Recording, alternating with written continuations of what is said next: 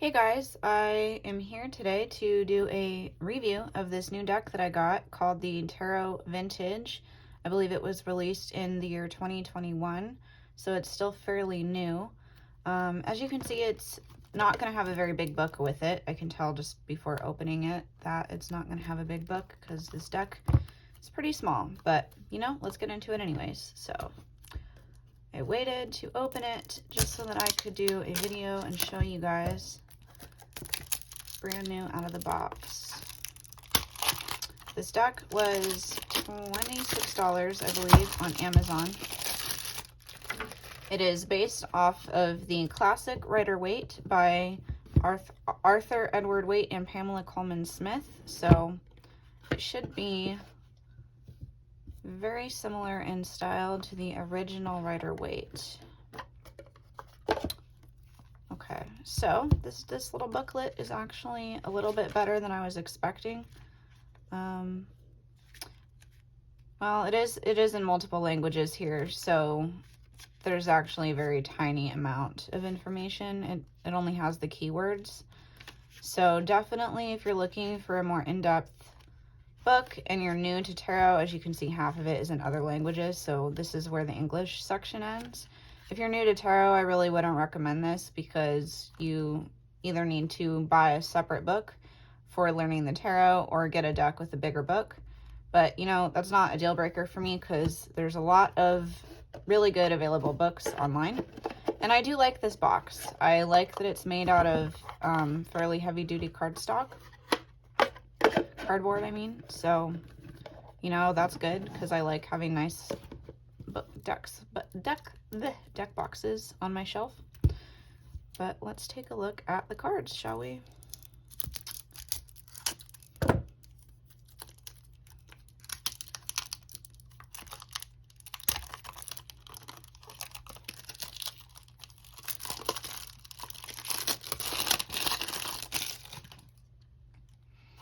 Okay, so we've got the introduction card here with all the info that we've already seen on it. Just set that aside. It looks like there's a little card on the back too. Ooh, okay. I do really like the art style on the back of these cards. They feel a little thinner compared to some other decks. I would say the cardstock is not of the highest quality. It is definitely fine though. I mean, that's not a deal breaker for me because, you know, I'm going to use it anyways, but let's see. So the Fool, pretty classic. Okay, so the first thing I'm noticing is that there is no blue background. There's no blue sky, as is the style in the classic Rider-Waite tarot, but it's still definitely kind of what I was looking for. I was looking for the more muted colors. I don't know why, I really like that. I mean, I guess that's why it's called the Tarot Vintage, right? So let's see, we've got the Fool, the Magician here,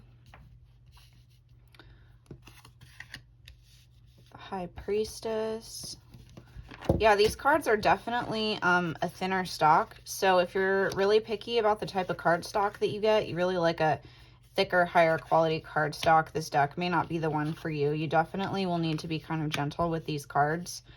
But I mean, for me, that's not a deal breaker because I have so many decks. I love collecting them. I love using them. The Empress here I really like. It looks like she has strawberries or sunflowers or something on her dress. I'm not really quite sure there what those are, but I think this is interesting. So obviously this style is similar to the classic Rider-Waite, but the artist has taken some liberation and kind of done their own thing with it. That's okay. I mean, I still really like the deck. The Lovers card.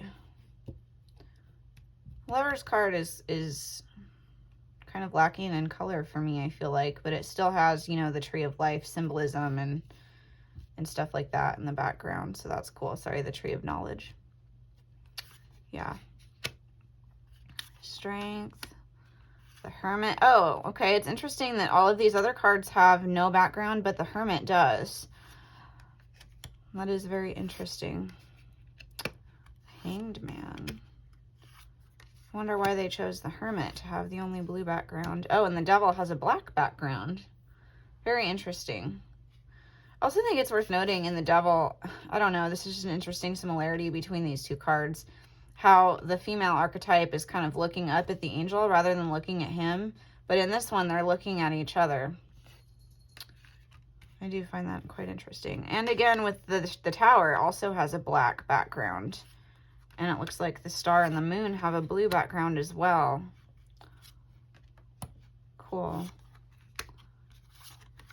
The World. Okay, well, that's the end of the major arcana.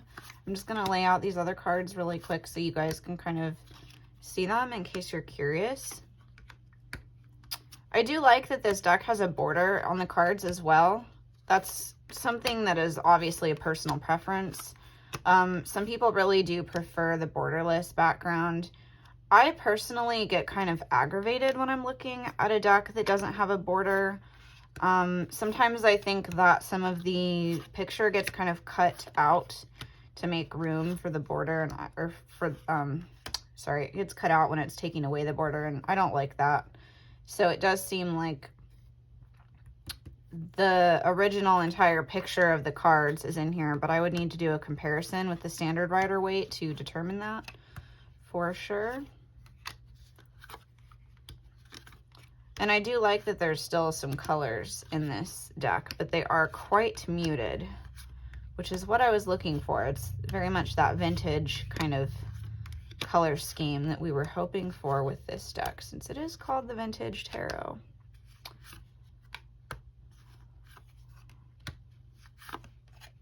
To the Wand suit. And then to the Swords. Again, with that being the only one with the blue background, I wonder what the artist meant with that. I'm going to have to read into that. Clearly the backgrounds are significant in some way. If they, and here again with the 10 of, or the 9 and 10 of Swords having a blue black background, excuse me.